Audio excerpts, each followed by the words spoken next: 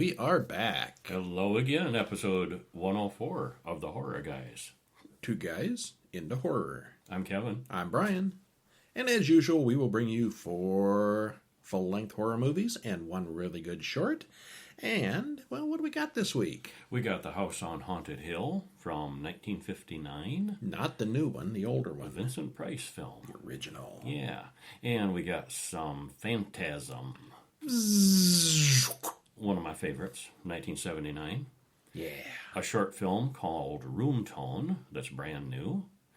Lifeforce from 1985. Space vampires. What's worse than vampires? Space vampires. And Kong Skull Island, which is kind of horror. What's worse than action thriller, science fiction? You said that when we watched it. Yeah, King Kong is a giant gorilla, and that's an island full of monsters. Horror. It is grouped. It's called Monster Island. I know it's grouped in with horror movies and the classic Universal horror monsters a lot of times, but is Godzilla a monster movie?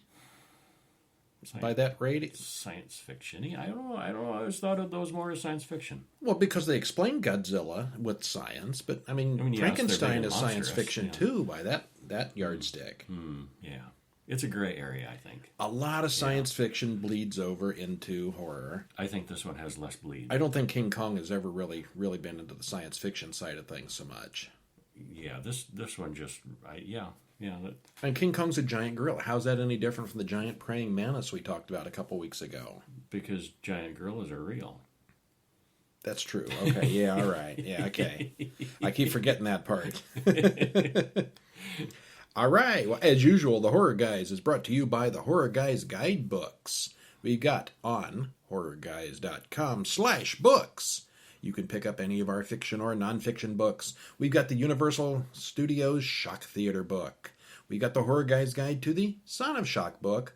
We have the big one, the Horror Guys Guide to Hammer Horror Films. There's a lot of them. That's a thick book.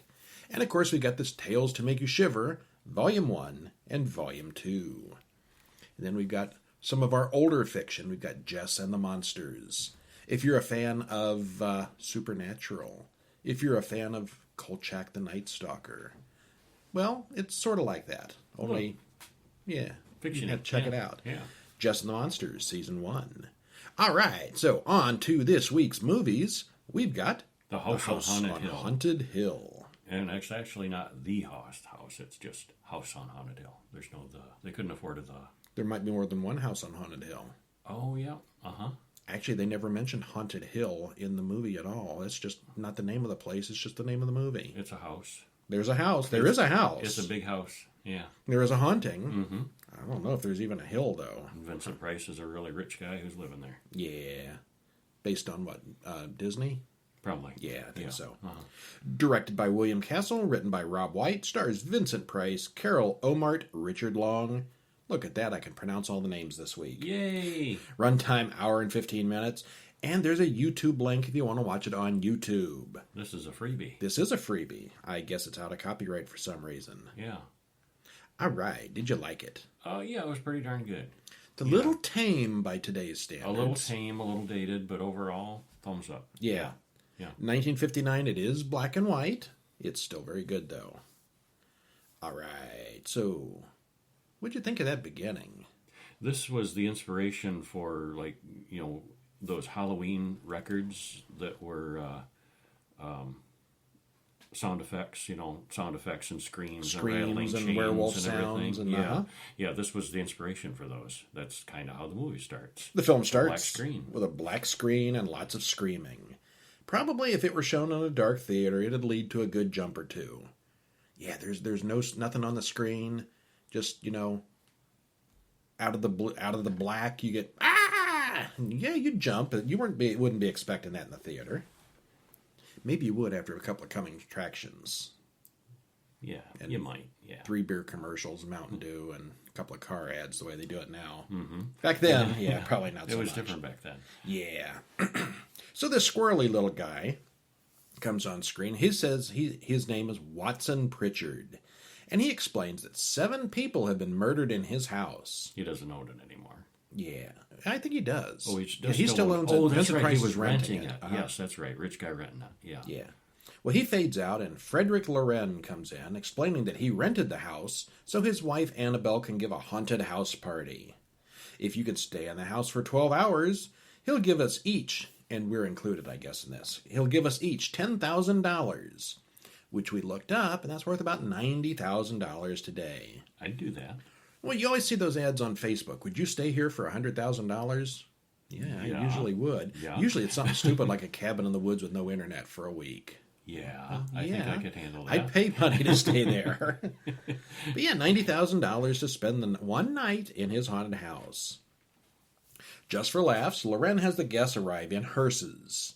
He's got a little bit morbid sense of humor here. Macabre. Well, there's a group of people. There's Lance, a test pilot who needs the cash. Ruth writes a newspaper column and has a gambling problem.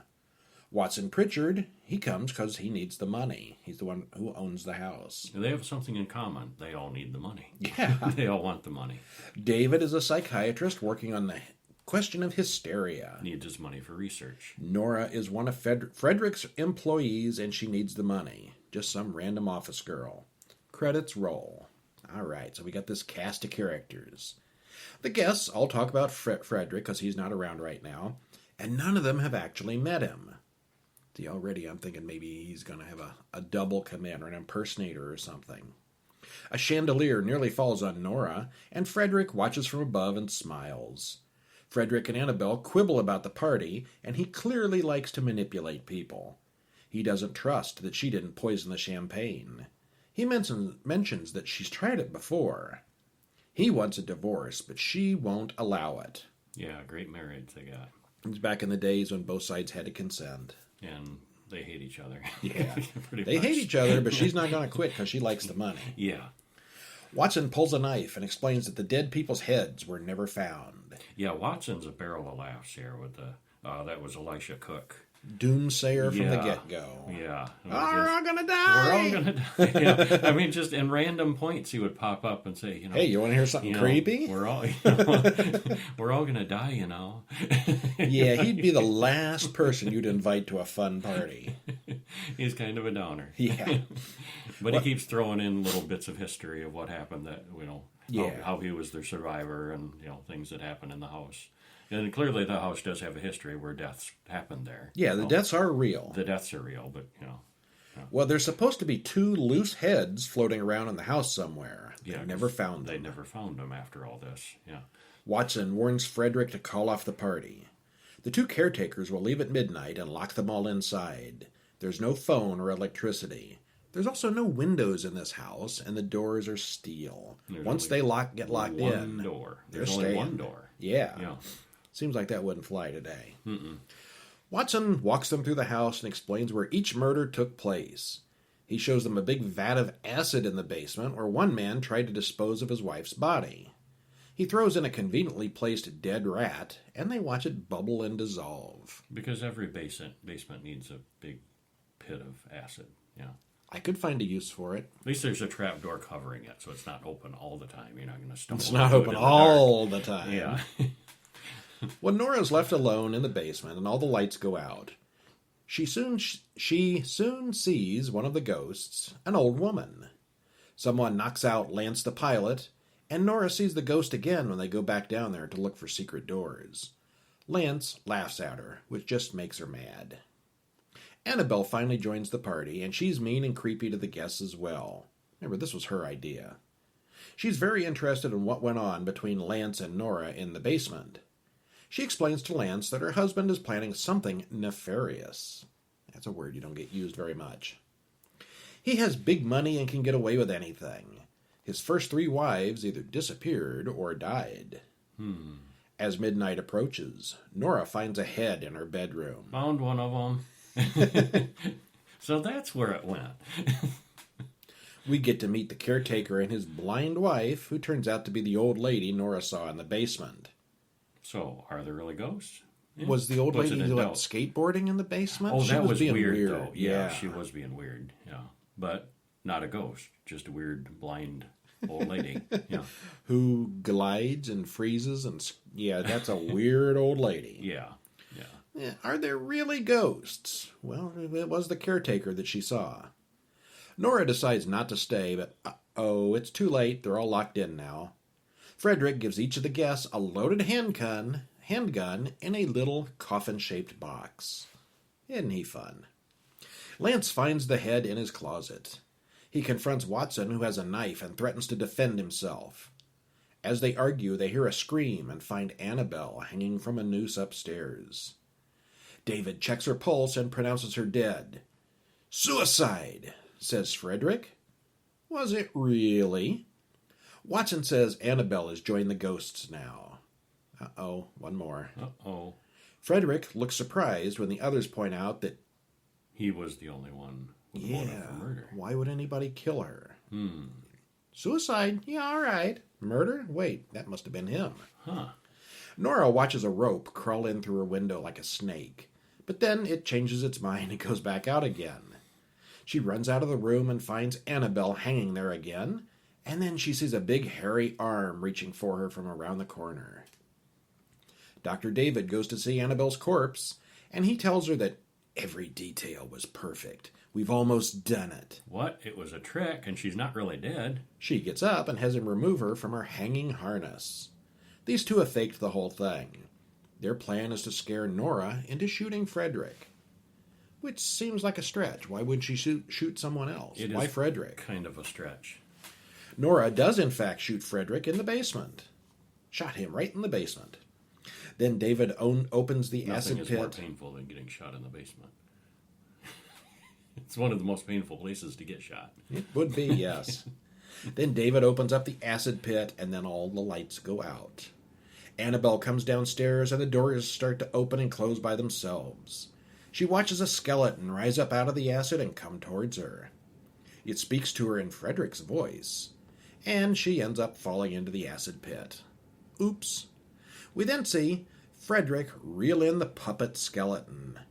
He's pushed both David and Annabelle into the acid pit now, and Frederick explains that he loaded her gun with blanks, and then he explains about the plot to kill him. Watson says to the camera, "Now there are 9. They're coming for me now. Then they'll come for you." Yeah, he's fun to the end. Yeah, great fun. Yeah. All right, money from 1959 or not, I'd spend the night in a haunted house for just $10,000 right now. Probably less if it's a comfortable haunted house like this one. Yeah, it was really nice. What they didn't spend any money on was copyright lawyers. This film is now in the public domain and is freely watchable legally on YouTube. Elisha Cook as Watson Pritchard is the most awesome little doomsayer and negative Nancy ever portrayed on film, I think. I think Every single line he gets has a "we're gonna die" vibe to it. Vincent Price is surprisingly neutral here. He's not particularly creepy, nor does he give off a particularly innocent vibe. Yeah, in The Fly, he was the good guy, and in many of the other movies, he's the bad guy. Here, he's just kind of bland. And trying to survive. Trying to be bland. Trying to survive. It's an awfully convoluted plot on both sides. Why did David try to put Frederick's body in the acid? They'd need a body to prove that he was dead and allow Annabelle to inherit everything. With his body gone, he would have only been declared missing. Actually, everything involving the acid pit seems unnecessary to a good murder plot.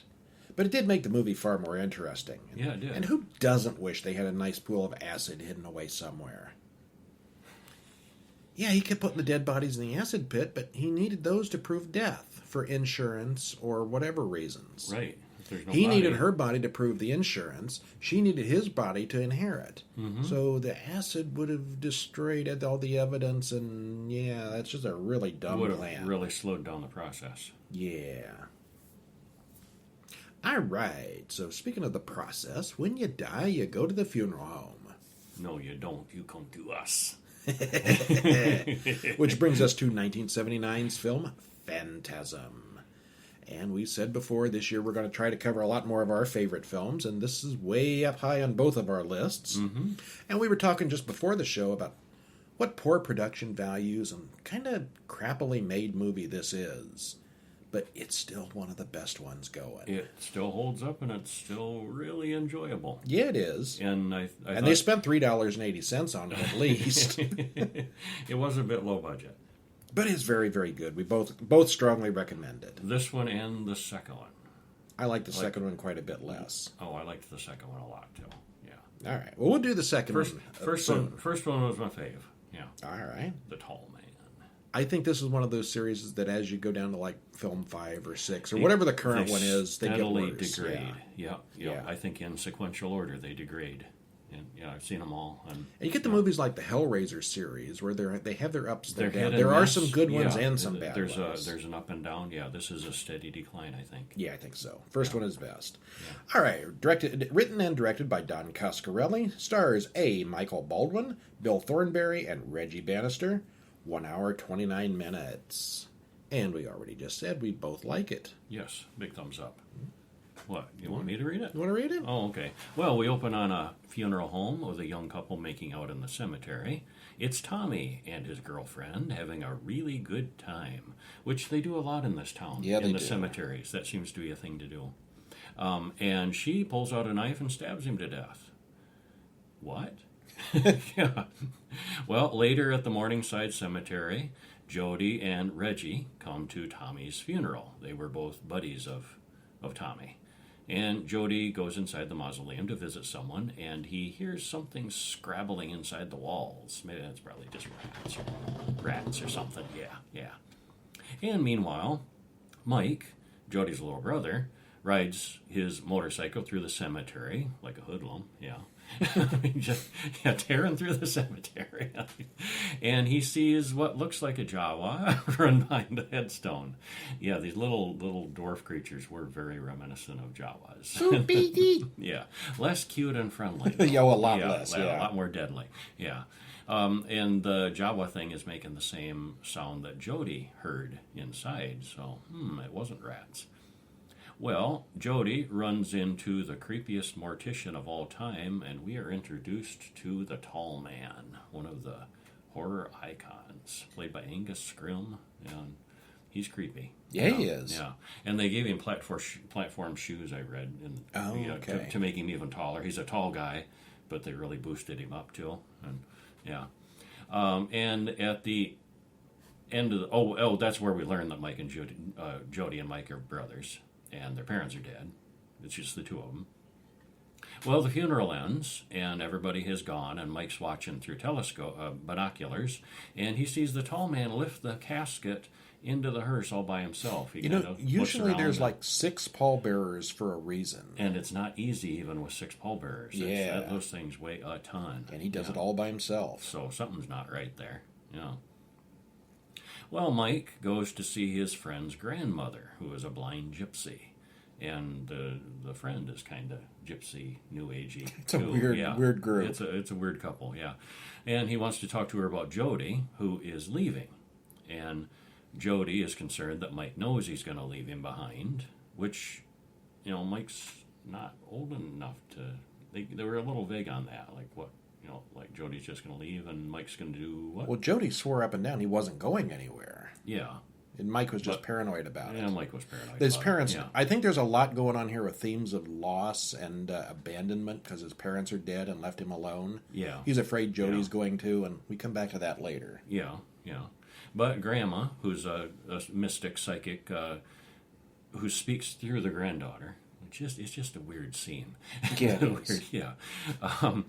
Old Grandma says not to worry, that Jody will take Mike with him if he goes. And she tells Mike to put his hand in a box. And what's in the box? Pain. Yeah. Fear is the mind killer, says the girl. And, wait a minute, I've heard that before. Yeah, this is a little bit out of Dune. But nobody had read Dune yet in the 1970s. But it's like that. He puts his hand in the box and he gets stuck and it hurts, and they're telling him, it's not real. Of all the mega science fiction books that are out there, Dune is probably the one. It's been a slow burn. It's been around through, I think it was written in the 60s. Mm-hmm. Most people had not read it in the 70s. When I read it in the mid-'80s for the first time, most people had never heard of it. Uh-huh. Wasn't until that David Lynch film that most people really actually heard about it. Really made them big, yeah. So Dune was kind of obscure when this was made. Mm-hmm. So they brought that whole hand-in-the-box mind killer thing, probably they thought, hey, that's pretty cool. That's smart coming up with that. Mm-hmm. They stole it. Yeah. So in, spoilers, what they were doing, was trying to train him a little bit, because the tall man and his tricks and his illusions and, trying to get Mike to not, So we see that Reggie is a musician, and he does a thing with his fingers and a tuning fork, which is important later. Mike follows Jody and a girl he picked up at the cemetery, which is apparently the place in the town to have sex, and they start going at it.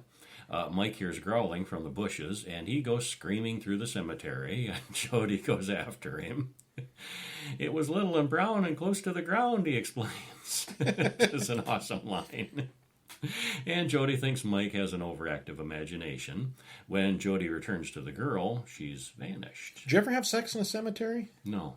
Yeah, apparently everybody in this town has. Yeah.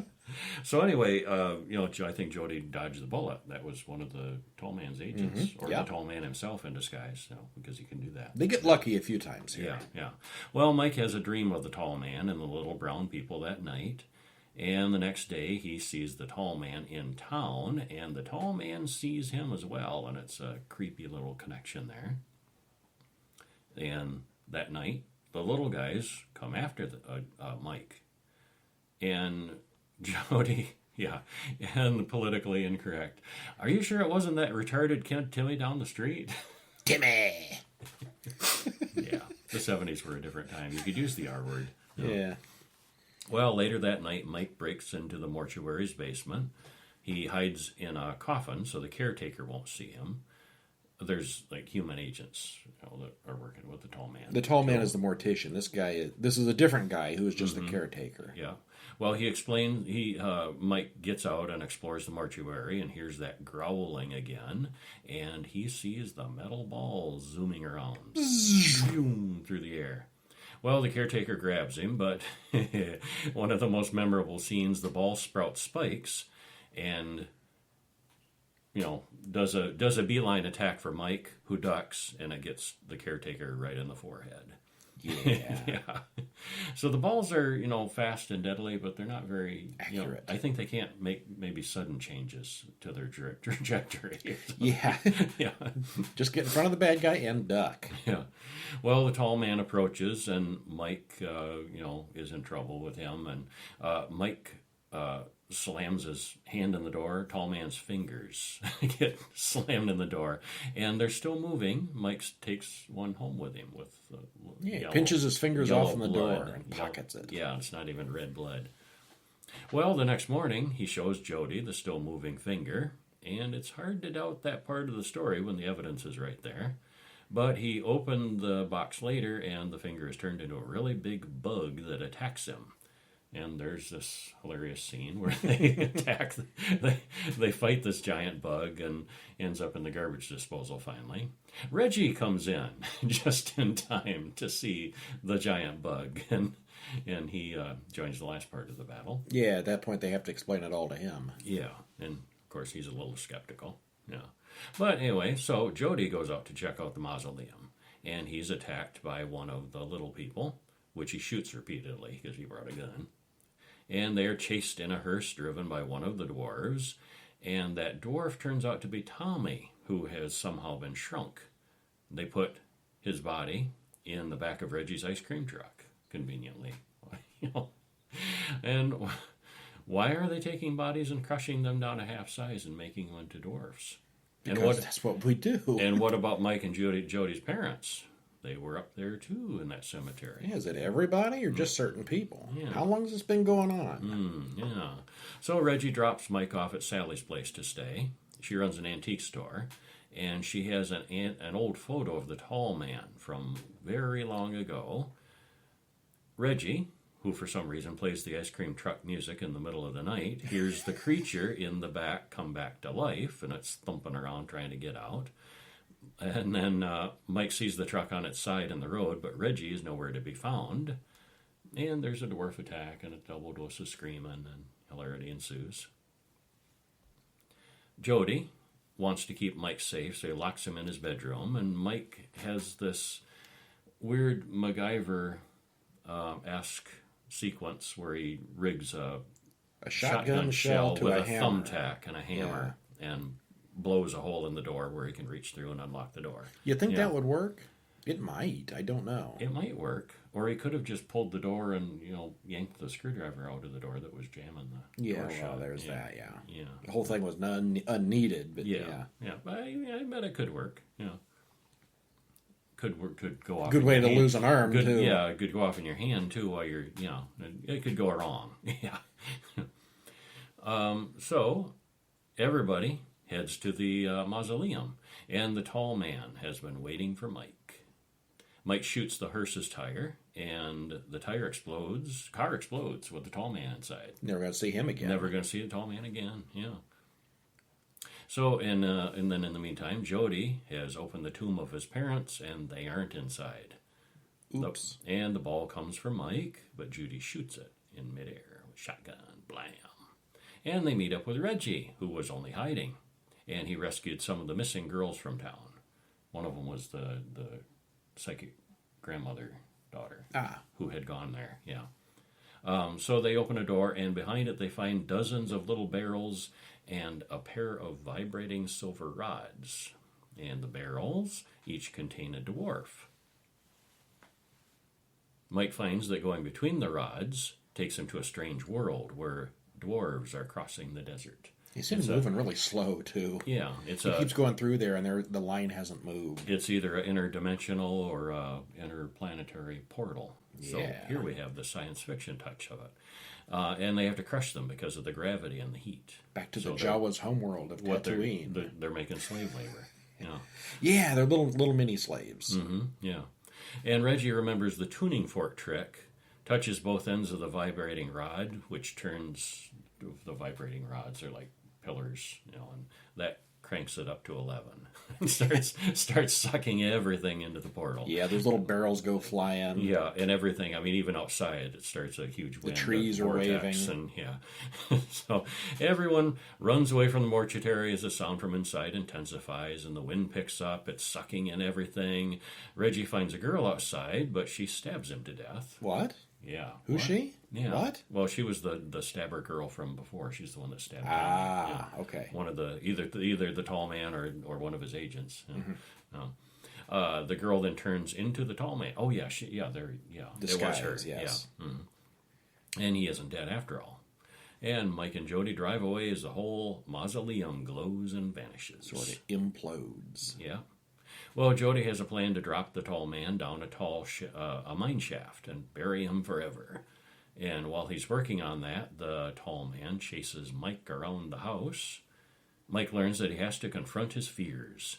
Mike lures the tall man to the mine shaft, and down he goes, buried under tons of rock by Jody. We'll never see him again. Right? And then later we see Mike talking to Reggie, who is not dead. They mentioned Jody's funeral. But we saw him get stabbed last week. Yeah, we did. That was kind of unexplained and kind of weird. And Mike and Jody got away from the mausoleum and tricked the tall man, and they were both happy and healthy, and Reggie was dead. But now Jody is dead. Yeah. What? Yeah. Okay. So Reggie takes care of Mike now. Reggie says Jody died in a car wreck, and it's as simple as all that. And the rest is just Mike in denial. Or was it?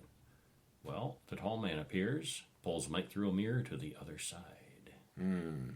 It's all made perfect sense until the last 2 minutes. And I'm like, wait, what, Jody's dead? It's open. Reggie's not? It's open to interpretation. Yeah, it is. Yeah. Well, the soundtrack here is awesome. It really is. Halfway through the movie, I changed my ringtone. Yeah. It's Halloween meets The Exorcist. It's very good. Halfway through the film, I set it up as my new ringtone. There are a couple of shots of phone booths, but otherwise it all holds up pretty well. They never look up anything on the internet. The most iconic scene from the film is obviously the first time we see the sphere, but the fingers are cool, as is the glimpse of the other world at the end. Angus Scrimm as the tall man was probably cast due to his resemblance to Christopher Lee. And he really does look a lot like Christopher Lee in this one. Mm-hmm. You see him walking down the street. If you'd have told me that was Christopher Lee, I'd have said it's a strange wig, but yeah, okay. Yeah, maybe, yeah. But over the course of a few sequels, he became iconic all in his own. And I don't know that he ever did anything much beyond the Phantasm films. Stuff, but I know he was in other stuff, but nothing as well known as this. Yeah. But yeah, he's pretty well known just for these. And it's got a lot of drama with Mike recovering from the loss of his parents and fear of losing Jody. But the real winner here is the mystery behind all of this. Who is the tall man? Why is he doing this? What's up with the spheres and the dwarves? What do they need those slaves for? We don't know. We still don't know. Some of the dialogue is a little clunky. Well, and we do know because we've seen the sequels. Well, yeah. And Michael Baldwin, who plays Mike, is too young to be much of an actor. But the film still works really well. It's just very different from anything that came before it, and they didn't waste time trying to explain it all. Definitely a 9 or a 10 from me. Yeah. Way up there. Yeah, really like it. A high 9. All right, which takes us to our weekly short film. And this is one from 2021 called Room Tone. Written and directed by Nick Crawford. Stars Victor Randolph, Hope Simpson, Robert Randolph. 6 minutes and 16 seconds, and there is a link in the show notes to let you watch it. What'd you think? I thought it was a winner. Yeah, I thought so too. It was pretty good. Yes, excellent. Definitely worth a 6-minute investment on your part. Sure was. Well, this guy falls asleep while watching a movie on his computer. I don't know what that movie he's watching is, but I'll bet it's relevant somehow. Oh, might be. If you guys know what the movie is that he's watching, let us know. As the woman in the film checks her doors and windows, the man notices his own door is open. More and more, he starts to feel like he's not alone in his own home. He's not. Actually, he's a sound editor, and he's got a audiobook narrator coming over to do an audiobook. And they do a little bit of her recording the audiobook. And later, Jack is picking up some kind of unusual sound in his audio recording equipment. He does some sound editing magic, and it sounds like heavy breathing. He does some more editing, and now it sounds terrifying. Well, okay, this is a horror film about a sound editor. Anybody who's ever edited an audiobook or a podcast can relate to this guy. The audio trickery that Jack uses looks kind of real to me, and I've done a lot of that sort of thing. That said, I never had a result like what Jack ended up with. Probably a good thing. It looks great, it's got a full story, and it's very effective. Definitely worth taking a look at. Yes, it was really good. All right, so we liked Phantasm earlier, and that takes us to another movie. Came out a little bit after that, but we both like it a lot too. Yeah, I've seen this one a couple times and have liked it each time. However, this time we saw a different cut than I had ever seen before. Yeah, me too. This is the newer director's cut, and they added some stuff. I couldn't tell you exactly what they added, but it's longer and they've got more stuff in it. What they added, the main thing I noticed, they added a lot of stuff at the beginning, the space shuttle going to the comet and entering the spaceship. Yep. All that. The version I had seen had none of that. Okay. He just pops up, he crashes on Earth, and the pod takes him to Earth, and he recounts a little bit of it, but they don't show any of it. Okay. Yeah. So this one here is the extended director's cut, and I would recommend going with the original if you can. Yeah, I think so. I don't think it added anything, and I think it slowed down the pacing a bit. I think it did too. It hurt. A little bit, yeah. Okay, so this is 1985's Lifeforce. This does make it more science fiction-y. This cut did, I think. Yeah. The other one is more horror. I would lean toward a little more science fiction this time. Directed by Tobe Hooper, written by Colin Wilson and Dan O'Bannon. Dan O'Bannon, of course, from Alien. Tobe Hooper from Poltergeist and some other things. Stars Steve Railsback, Matilda May, Peter Firth, hour and 41 minutes. And we did both like the original, at least, if not so much the director's cut. Well, it was still good. Yeah, well, it still had everything the other one did. It just had... It was a little slower. Yeah, a little bit. The Churchill, sort of like a space shuttle kind of spaceship, is outbound to study Halley's Comet. Radar spots something at least 150 miles long in the comet's coma. It's artificial. They can't contact the Earth because of interference, and Colonel Carlson says they need to check it out because it won't be back for another 76 years. That was one of those exposition moments I thought it really stood out. As you know, Bob, it won't be back for another 76 years. And we won't be able to contact Earth because of the interference, which they would all know. you know, some of the statements they make on the way to it. They would all know this. They're telling this for our benefit. When you've got a spaceship orbiting the moon, you can't do radio communication through the moon. And everybody knows the timing that this is going to happen. It's not like, oh, we're cut off now. Mm-hmm. Yeah, this is the same thing. Yeah. So 4 men fly over in spacesuits to check it out. They find thousands of giant bats floating in the zero gravity, but they're all dead and completely dried out. Completely dehydrated from exposure to space. They do bring back one specimen. Something starts to deploy on the ship that looks like a giant umbrella. Well, they bring... What? It's moving. What? It's alive. They continue exploring and find 3 naked human bodies, 2 men and a girl, perfectly preserved. Carlson feels affected by them in some way. They are somehow hypnotic, so he brings them back as well. So they got 3 humans and a bat creature. 30 days later, the Churchill returns to Earth orbit. The ship doesn't respond to communications, so they send the space shuttle Columbia to intercept them. This is back when they had space shuttles in the future. Yes. Columbia. Back to the future. Okay. Yeah. Columbia docks with Churchill and finds that the ship has had a fire. Everyone's dead. The alien pods are intact, which they bring back to Earth for further study, and before long the pods open by themselves. People still find themselves drawn to the 3 corpses, especially the girl, again almost hypnotically. A guard goes in the room and the girl wakes up. She kisses him and sucks all the life right out of him. Very the cool. life force, Very you might cool say. Effect. Yeah. Yeah. Dr. Bukovsky is mind-controlled and only partially drained, and the girl escapes. The guards corner her in the main lobby, but she gets past them easily. Colonel Kane from the SAS arrives to take charge. This is all in London. They talk about the Churchill and that the escape pod had been launched before the fire. Dr. Fallada says his specialty is death itself. He's a thanatologist. You know, That's I don't think awesome. that's a legitimate scientific field. I think it is. I'm Dr. Death. He talks of a life force that exists in all things, and he thinks that the girl drained some of it from Bukovsky and all of it from the guard. The 2 male aliens wake up to escape too.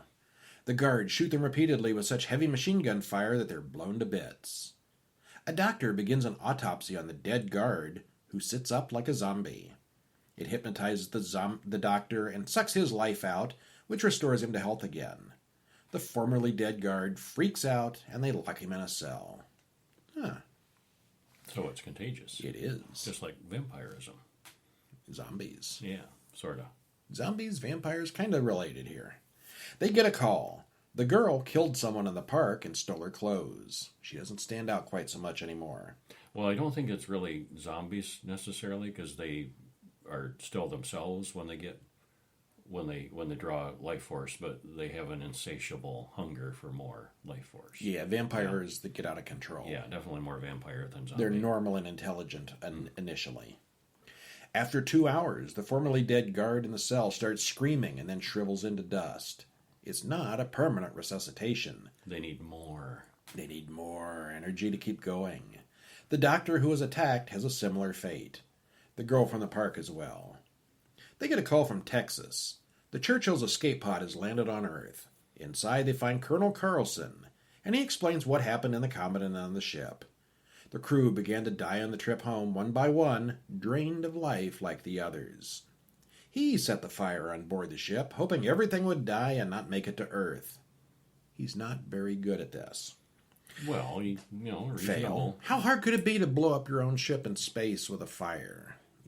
He's not very good at this. It just burned the interior, which had no effect on the 3 pods with the 3 aliens in it.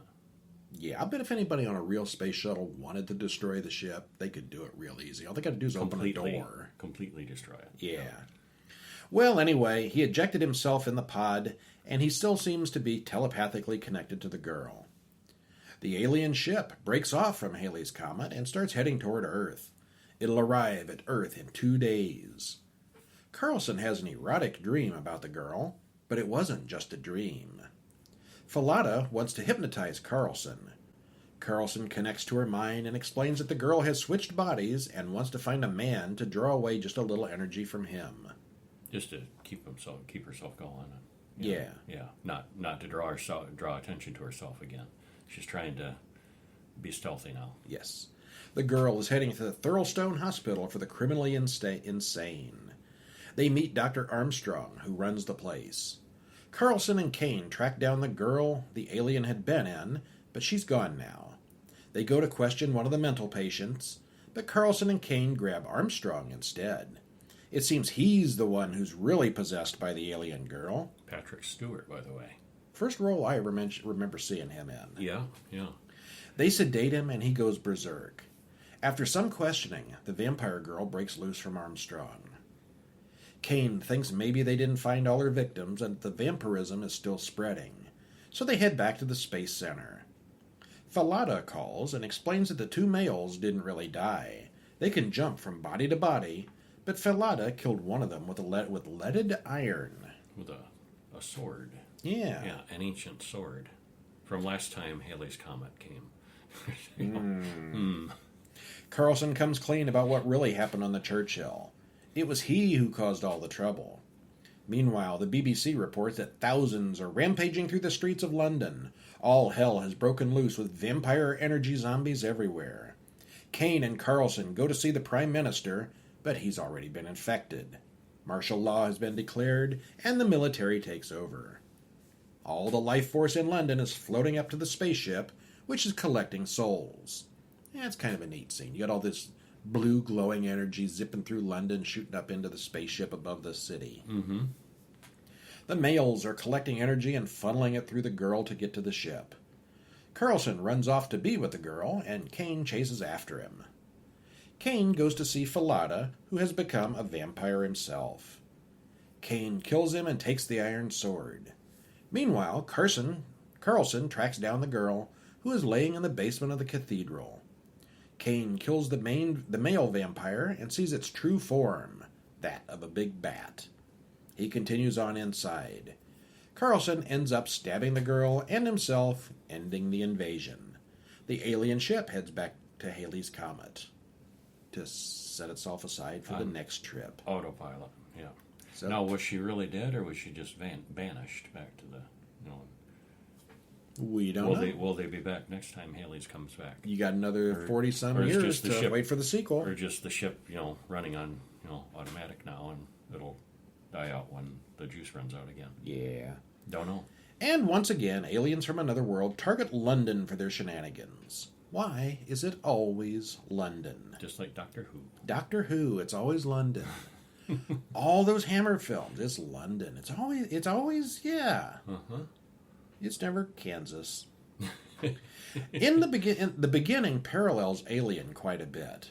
They find the mysterious ship and explore it, and the ship has many mysteries, and they find an alien and bring it back. It's written by Dan O'Bannon, the main writer of Alien, so that's probably not coincidental. It also incorporates a lot of tropes from other vampire stories, and Falada is a not-too-subtle Van Helsing clone. Mm-hmm. Yeah, I noticed that. The mummified a thanatologist. Yeah, I'm sure that's a real thing. The mummified bodies are really well done. They're obviously dummies, but they look really, really good. This would be done with CGI today, but this was pretty much all practical. Some of the spaceship effects look a little dated, but it's not bad overall. And, as we said earlier, we watched the newer director's cut, and I don't think the added footage helps at all. It drags a little in places where the original theatrical release moved fairly quickly. There is more to see in the longer version, but I think the original is a little more coherent and the pacing is better. Alright. Still worth seeing, though. It's still very good. And alien space vampires, you can't go wrong with that. Can't go wrong with big giant monsters either. Yeah, you can. And this movie kind of proves it. Kong, Skull Island from 2017. Got the new Godzilla vs. King Kong coming out here in a few months, or real soon now. So we thought we'd catch up on the latest Kong movie, which we had not seen. We're up to date on Godzillas, but Kong, not so much. Skull Island from 2017, directed by Jordan Vogt Roberts, Written by Dan Gilroy and Max Borenstein, stars Tom Hiddleston, Samuel L. Jackson, Brie Larson, hour and 58 minutes. Did you like it? It was okay. It was very okay. Yep. Yeah. Yeah. 1 to 10, I'd give it a solid 6. I think I probably would too. I don't really regret watching it, but I can't really strongly recommend it, and I'm not planning on watching it again anytime soon. No. Yeah, it's competently done, if not somewhat unnecessary. Well said. We start out in 1944, where 2 pilots crash on an island. An Allied pilot and a Japanese pilot. They fight, but their fight is interrupted by a giant gorilla. Time passes as credits roll, and we stop advancing in 1973. So yeah, this film happens in 73. Vietnam stuff's going on. Nixon is on the news, and he says the war is ending. Bill Randa and Houston Brooks go to see the senator to get financing for an expedition to Skull Island, a place found by this new thing called a satellite. He thinks there are some very unusual creatures there, but if we don't find out what's there, the Russians are going to get it first. And that's what persuades them. Nobody wants the Russians to have giant monsters. Well, you can have a blank check. Meanwhile, in Vietnam, Colonel Pritt Packard is not happy that his job is nearly over. The war is ending and he hasn't won yet. He's put in charge of transporting the scientists to Skull Island. Something to do to keep him busy, basically, because they expect him to cause trouble otherwise. Randa hires James Conrad to go along with them as a tracker and a guide. You know, how do you be a guide to an island you've never been to? Well, you know, the tracker bit makes sense. Well, you're tropical, and you know your experience with jungles and stuff like that. Yeah. These guys all just got done touring in Vietnam. They're all active combat soldiers. They've seen jungles. Yeah, okay. Anyway, Mason Weaver is a photographer who worked in the war. Finally, they have all their people and they set sail. There's a mission briefing that sounds very military sounding. How they're going to go in and set up an attack and stuff. Randa and Brooks know more than they're telling about what's on the island. The helicopters take off for the island, and it's all fun and games until someone throws a palm tree at one of the copters. What? Another is ripped from the sky by Kong himself. The copters surround Kong and open fire, which enrages him. Before long, they're all out of copters, and Colonel Packard is not a happy man.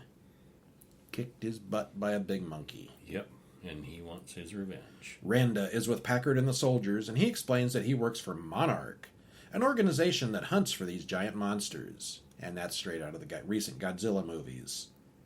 There's talk about the hollow earth theory, where ancient monsters live inside the earth and can only come out where the crust is thin, like here on Skull Island. They encounter several other oversized creatures and fight some of them. So yeah, they didn't call this Skull Island, Monster Island here. They call it Skull Island. What was up with that? Because it's shaped like a skull. Yeah, it is. Okay. Which is weird. Yeah. Conrad and Weaver's group find Hank Marlowe, a much older soldier from the pre-credit sequence. He's been there for like 30 years. And he's made friends with the local native tribes. The natives show them a diorama of their protectors, of which Kong is the last one. They all fear the things called skull crawlers, big lizard things. Kong is angry because the copter's bombs woke up a bunch of them. Kong is the only thing keeping the big one down. Marlowe laughs at their plan to get to the north end of the island in 3 days. All the way up there in 3 days with the monsters? Ha! Gotta be crazy. I laugh at your silly plan. Randa has a talk with Packard as he doesn't want to hurt Kong. Packard, however, is out for revenge. Marlowe has a boat made from old airplane parts, and he wants to take Conrad's group to the extraction point. The two groups eventually hook up and go in search of Chapman, who we saw die quite a while ago. Randa is eaten by a giant two-legged, possum-faced lizard, which starts one of those one damn thing after another battles. There was a lot of one damn thing after another on this island. Yeah, in general. it's just one long string of stuff. Yeah. The two groups split up again, the civilians headed back to the boat, and the soldiers gearing up to fight Kong. Packard's got a Captain Ahab thing going on, and it obviously is not going to work out well for him. Conrad, Weaver, and Marlowe go back to save Kong. They knock Kong out, but then the big one attacks. Kong fights the lizard while the humans rush back to the boat. Kong wins his fight and the humans leave the island. As the closing credits roll, we get to see Marlowe return to his family after 29 years on the island. In the after-credits sequence, we see the people from Monarch and watch the old footage from Godzilla. Kong wasn't the only king out there, and we hear Godzilla roar, leading us right into the next film. And there's implications of Mothra and multiple other... Yeah. Yeah. Well, the monsters here definitely look good. The special effects are fantastic, but everything has one of those yellow-gray filters over it to give everything a washed-out 1970s look. That's how things were in the 70s. Why do directors all think the past had a color scheme? That's still my biggest complaint about that first Wonder Woman movie. Everything in World War I was bluish-gray. Well, yeah, that's how things were. It changed. And apparently in the 70s, that was the yellow decade. Yeah. Yeah. All right. Well, okay, the beginning is interesting. The middle drags a lot. And the stuff on the island should be a lot more interesting than it is. Basically, it's Samuel Jackson has a grudge against Kong. Mm-hmm. And that's the entire plot line. That's a lot of it. Will the soldiers kill Kong or not? No. And we all know they won't. And spoilers, you know right away that, I mean, you'll go into it knowing that Kong survives at the end, because there's Kong versus Godzilla coming out. And my Ahab thing, I think that's right on. This is Moby Dick with a giant gorilla instead of a whale. Yeah, very much so. Overall, it's a much more modern reboot than simply telling the original story over again. The Vietnam War was an interesting era, if not particularly one of the more fun times in history. This film will eventually tie in with both 2019's Godzilla King of the Monsters and 2021's Godzilla vs. Kong. But, yeah, I didn't really like it. It was okay. Yeah. Well, that's it for this week. Stop in at horrorguys.com, read the reviews. It seems like we're always a couple weeks behind with these podcasts. So we're catching up. There's quite a few reviews on there that we haven't talked about yet, if you want to stop in and take a look. But get ready for next week. We'll be watching some more classics. What do we got? We got Nightbreed from 1990. Are you going to be with The Breed? Yeah, I hope to. A short film, Noria from 2019. I like that one. You should see that one. I'll just tell you right now, go watch that one before next week. Yeah. Noria. And we got the sequel, Phantasm II from 1988. They made a sequel? They did. I don't like sequels. What else we got? We like this sequel. Okay. And another sequel. Oh! Hellbound, Hellraiser II. Oh, that's a good sequel. Yes. Okay, sequels can be good. Yes. And a not sequel, It Comes at Night from 2017. It comes at night. That's a scary thing. Does it come at night? It does come at night. Yeah, that's never good. Spoiler, it comes at night. Well, I'm Brian. And I'm Kevin. And we'll see you next week. See ya.